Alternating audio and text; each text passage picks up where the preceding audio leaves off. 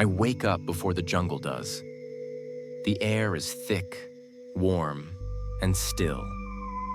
That particular heaviness that comes just before dawn in deep rainforest. My hammock sways slightly as I sit up, and through the canopy above, I can barely see the sky beginning to pale. Somewhere far off, a howler monkey calls. The sound rolls through the trees like distant thunder. I've been walking for 3 days to get here.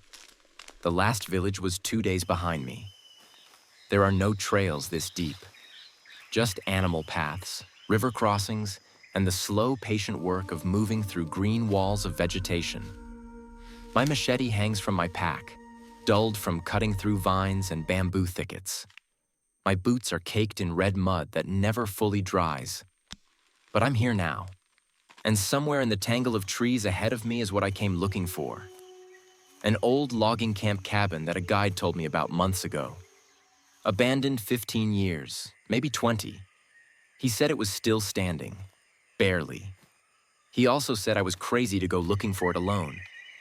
I pack up the hammock and start walking as the forest wakes around me.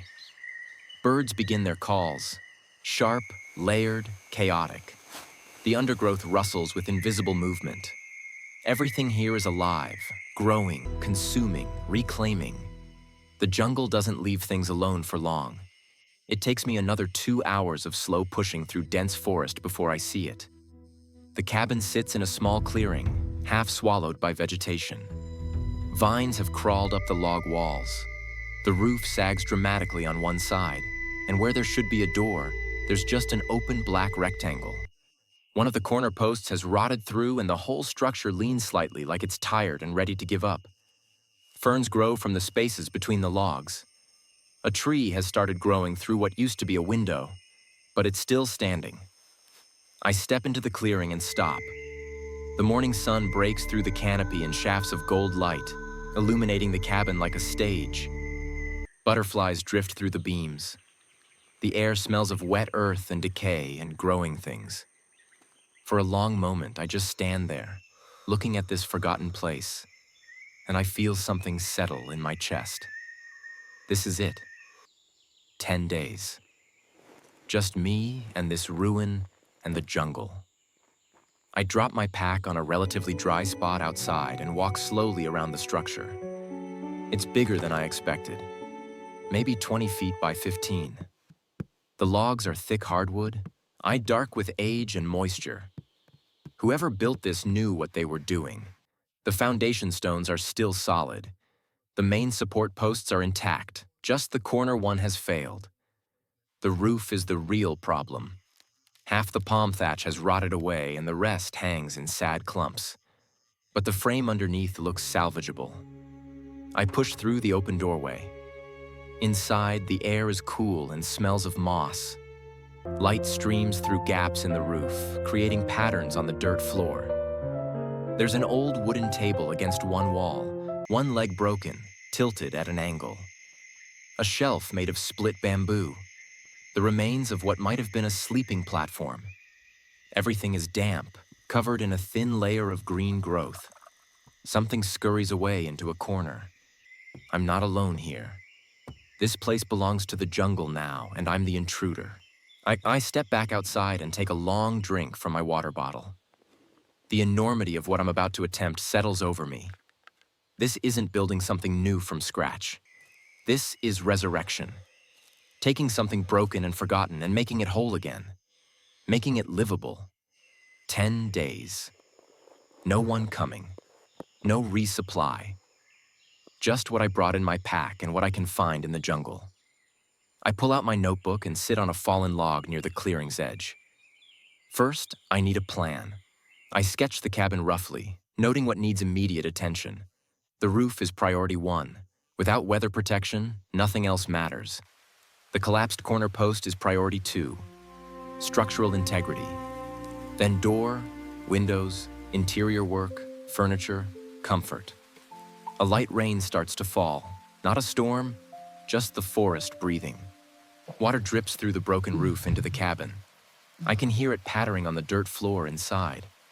The jungle reminding me that time is limited and the work is enormous. I close the notebook and stand up. Enough planning. I grab my machete and head into the forest. If I'm going to fix a roof, I need palm fronds. Lots of them. The jungle provides, but you have to know where to look. I push through the undergrowth, scanning the canopy. There. A cluster of young palms about 50 feet away, their fronds still green and flexible. Perfect for thatching. The work begins. I spend the rest of the morning cutting palm fronds and dragging them back to the clearing. It's slow, sweaty work. Each frond is heavy and awkward to carry. The stems are tough and fibrous. My forearms are striped with small cuts from the sharp edges. The rain stops and the humidity spikes. Within an hour, my shirt is soaked through with sweat. By midday, I have a pile of maybe 40 fronds stacked near the cabin. Not enough, but a start. I need to pace myself. 10 days is both a long time and no time at all. I take a break in the shade and eat some of the dried fruit and nuts I packed. The jungle around me is loud with insect hum and bird calls. I watch a line of leafcutter ants march past, each one carrying a piece of leaf twice its size. Somewhere deeper in the forest, something large moves through the understory. I can hear the crack of branches and the rustle of leaves, but I never see what it is. After lunch, I turn my attention to the collapsed corner.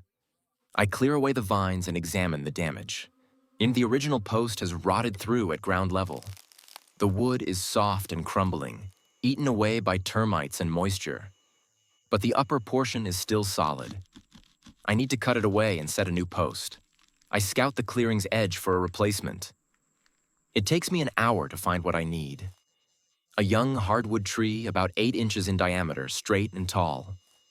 I mark it, then begin the work of cutting it down with my small camp saw. Back and forth, back and forth. The teeth bite into green wood and sawdust falls in damp clumps. My shoulders burn. Sweat runs into my eyes. The tree falls with a crash that sends birds exploding from nearby branches. I trim the excess, then begin the hard work of dragging it back to the cabin. It must weigh close to 100 pounds. I can only move it a few feet at a time, bracing my legs and pulling with everything I have. The bark scrapes against roots and rocks. Thorns catch on my clothes. It takes me nearly an hour to drag it 30 feet.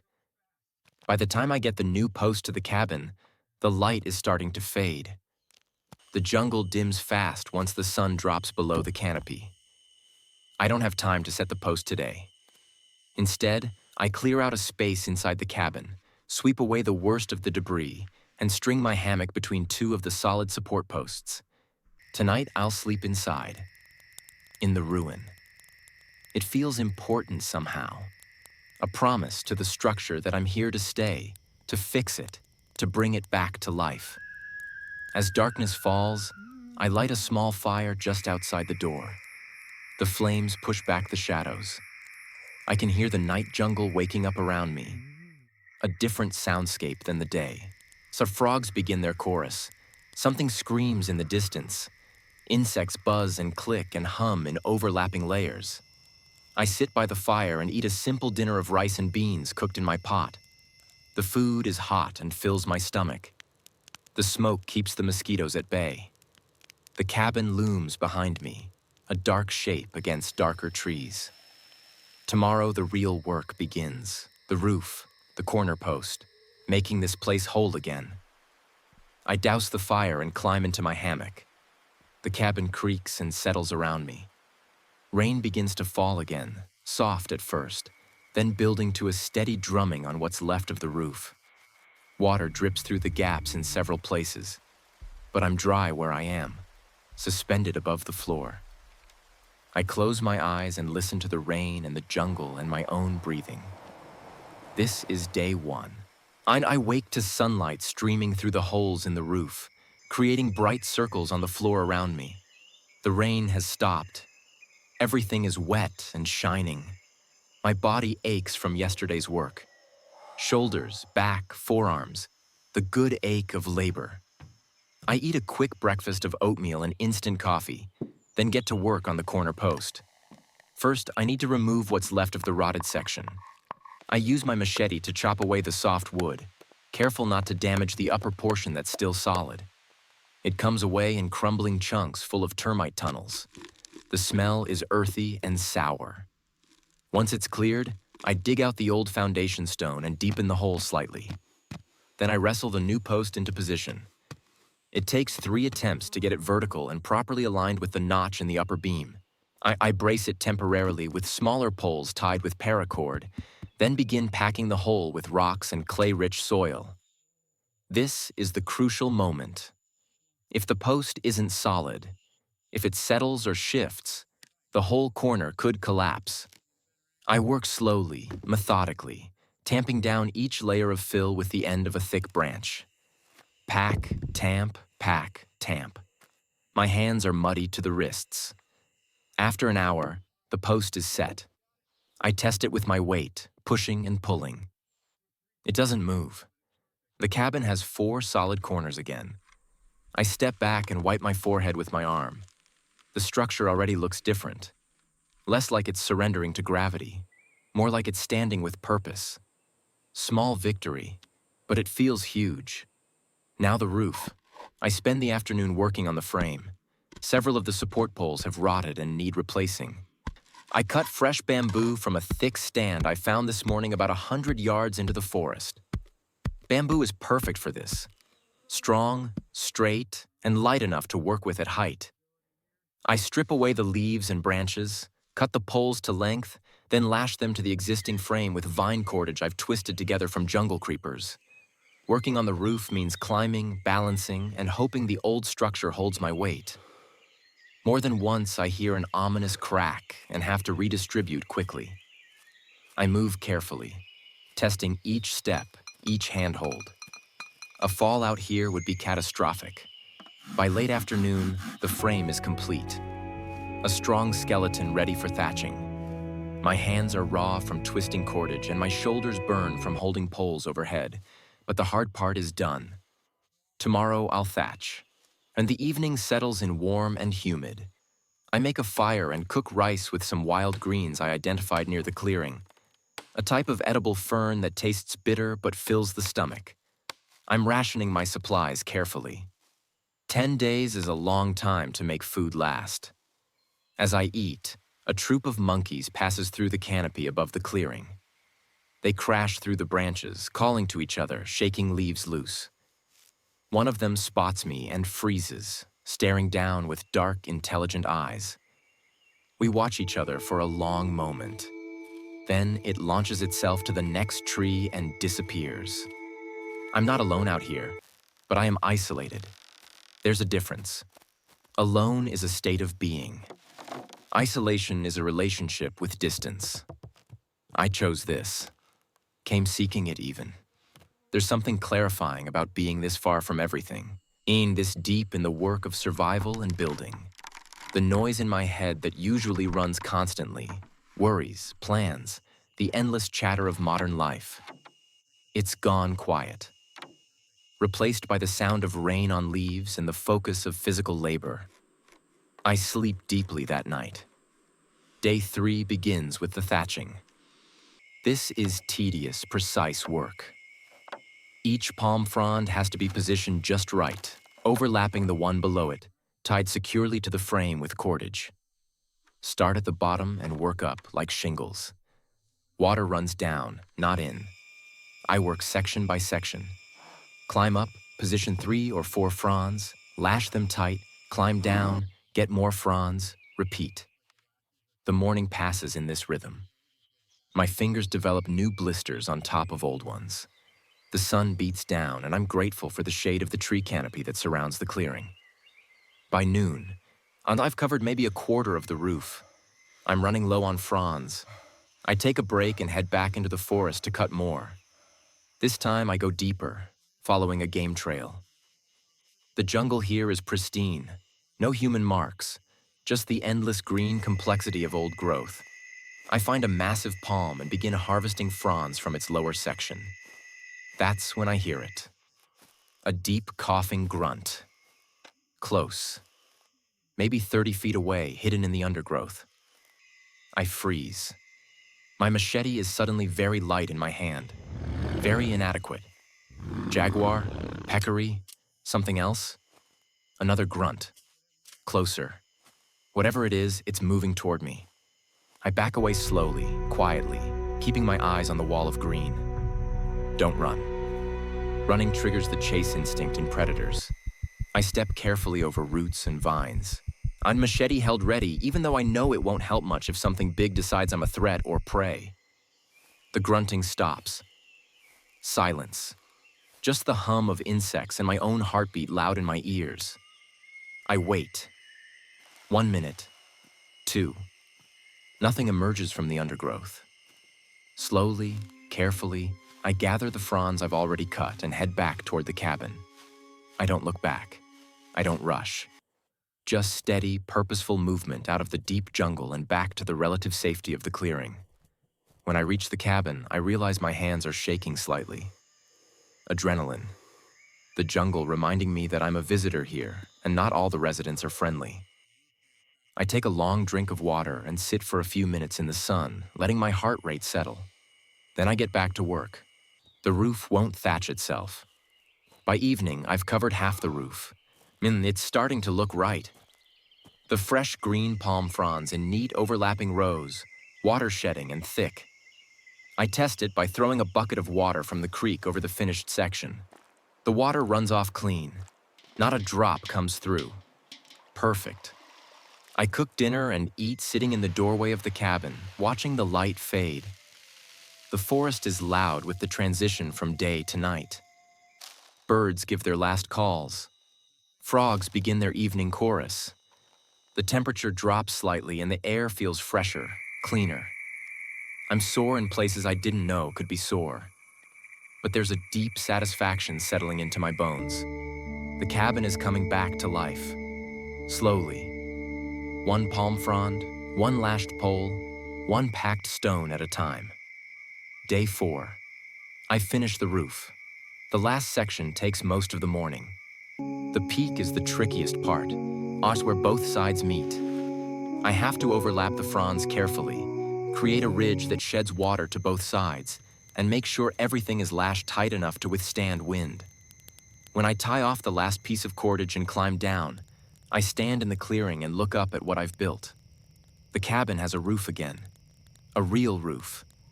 Thick, solid, weather-tight. The transformation is dramatic. What was a skeleton is now a shelter. Right on cue, clouds roll in and rain begins to fall. I duck inside and watch water drum on the new thatch. Not a single drop comes through. The interior stays dry. The sound is beautiful. That deep, satisfying patter of rain on a solid roof overhead. I sit on the floor and just listen for a while. This is what I came for. This moment. The proof that broken things can be fixed, and that abandoned places can be reclaimed.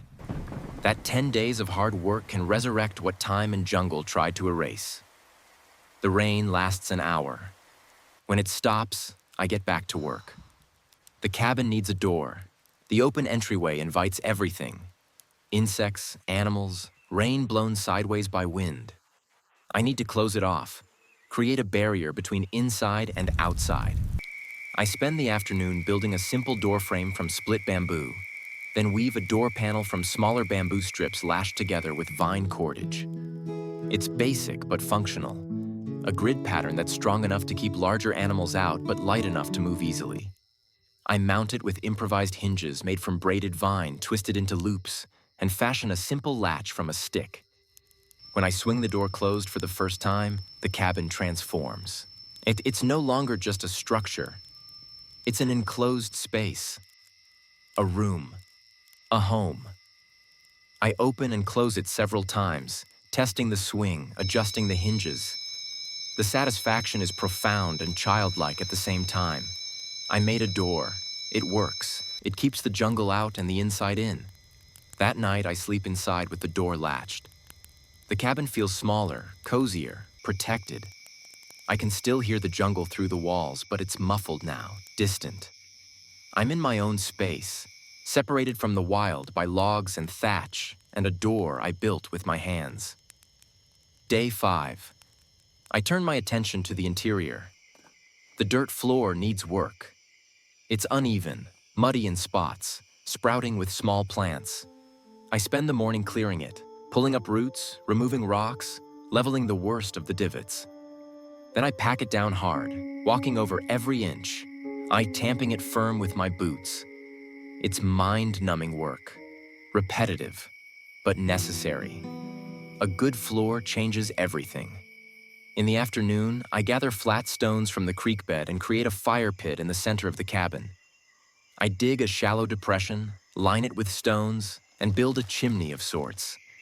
A bamboo tube that will vent smoke up through a gap I left in the roof thatching. It's primitive, but it should work. I test it with a small fire. Smoke rises, hits the bamboo tube, and gets drawn up and out. The draft works. Not perfectly. Some smoke still lingers in the rafters, but good enough. I can cook inside now, have warmth and light after dark without huddling outside. That evening I cook inside for the first time. The fire crackles in the stone pit. Shadows dance on the log walls, and the smoke smell mingles with the green scent of the jungle. I make a proper meal: rice, beans, some dried meat rehydrated in boiling water. It tastes incredible. I sit by the fire as night falls, listening to rain start up again outside. I'm dry, I'm warm, I'm in a space I've repaired with my own labor.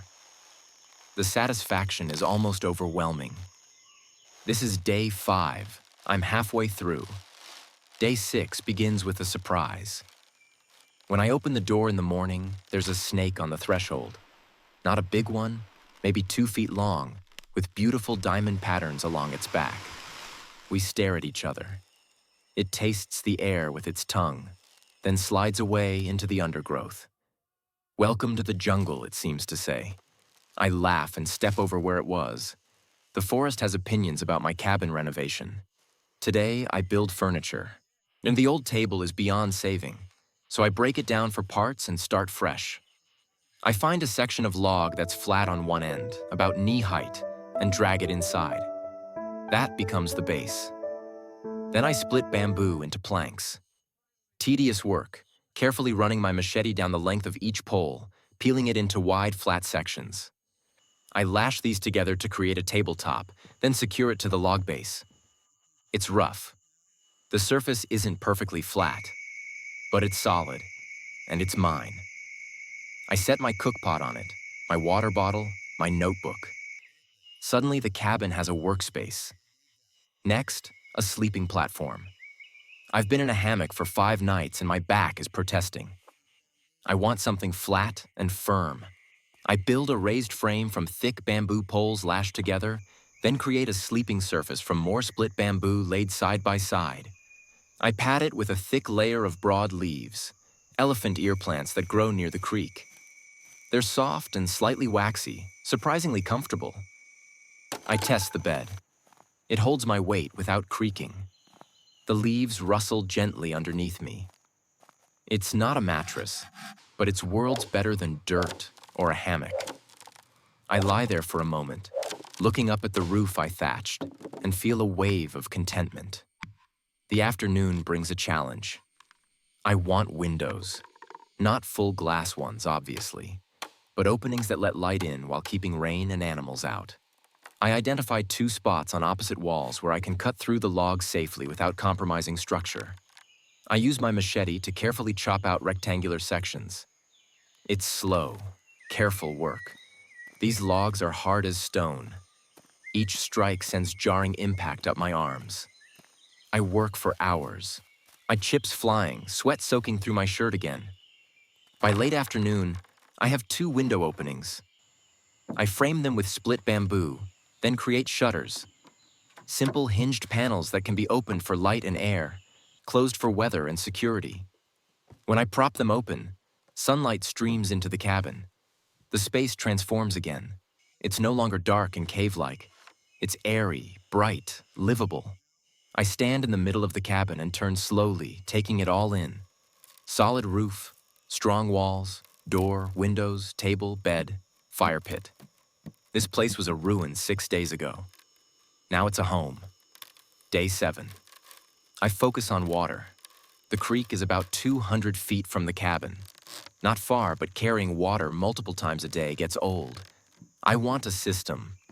I spend the morning hollowing out a section of large bamboo to create a water pipe. I use hot coals from the fire to burn through the internal nodes, then smooth the inside with a stick. It's painstaking work. Bamboo is stubborn. Once I have several sections ready, I fit them together end to end, sealing the joints with a paste I make from clay and plant fibers. Then I run this improvised pipe from the creek to a collection point near the cabin. A large section of bamboo I've split in half to create a trough. The angle has to be just right.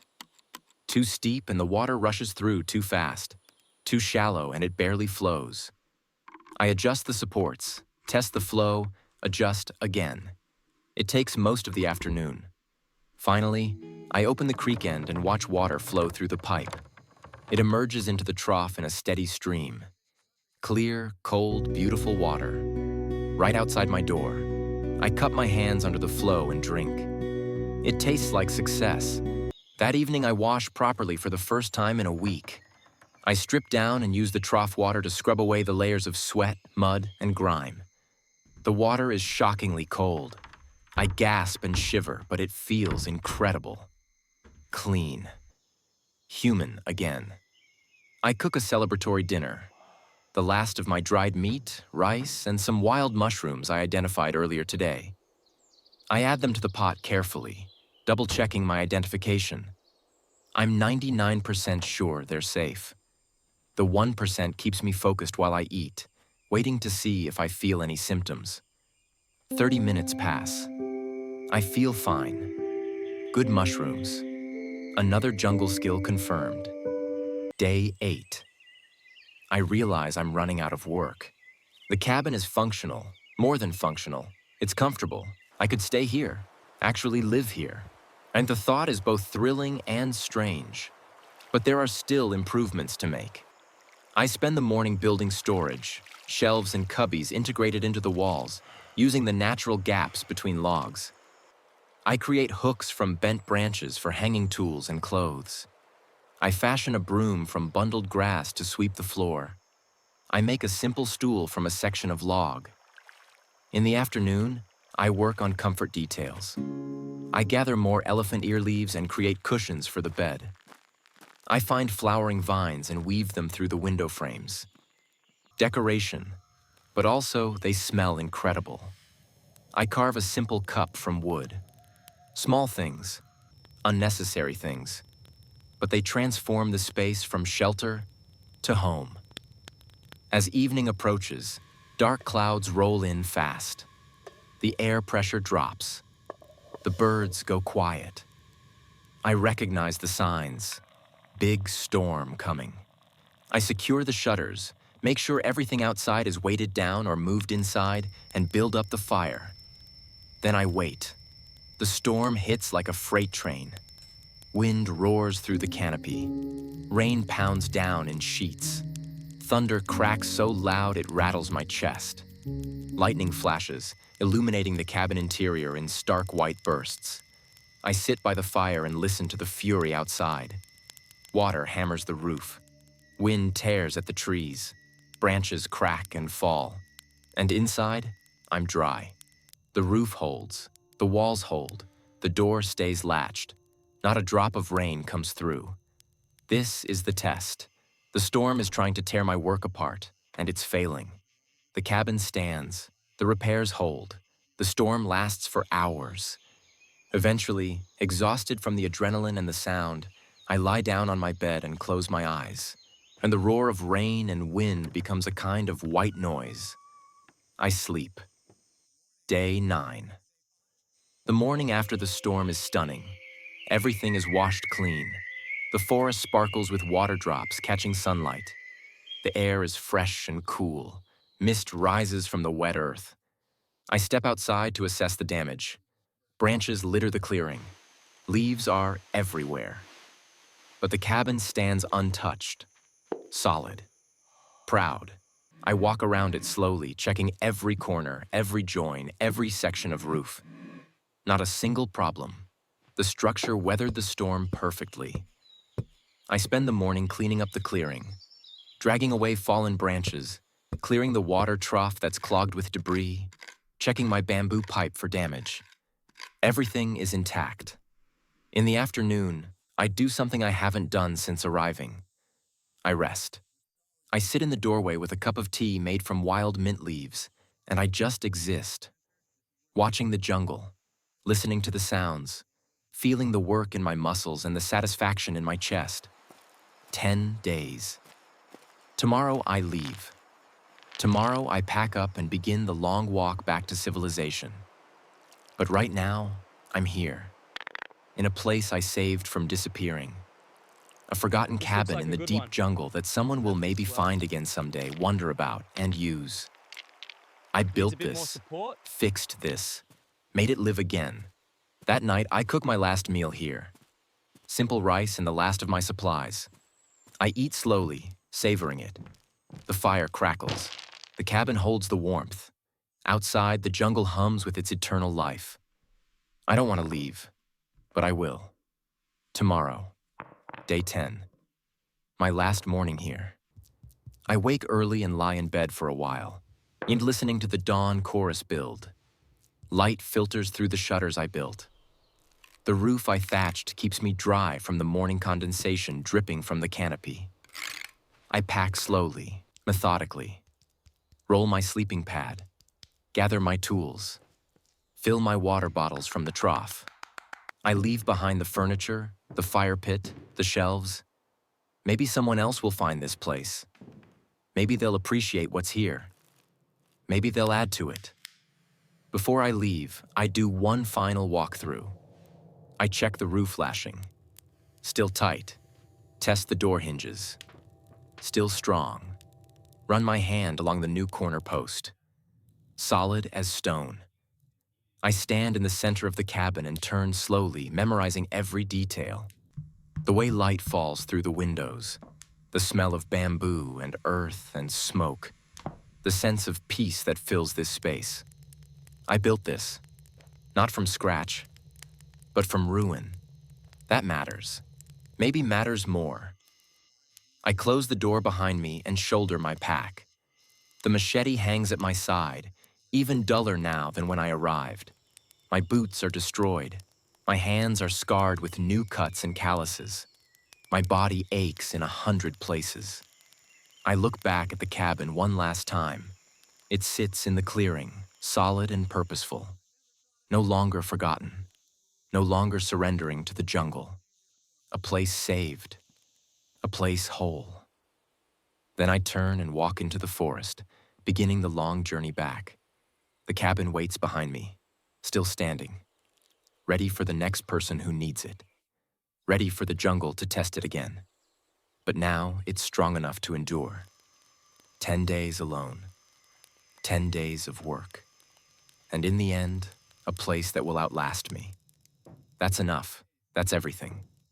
The jungle swallows me as I walk. The canopy closes overhead. The clearing disappears behind the green wall. But I know it's there, standing, waiting, alive.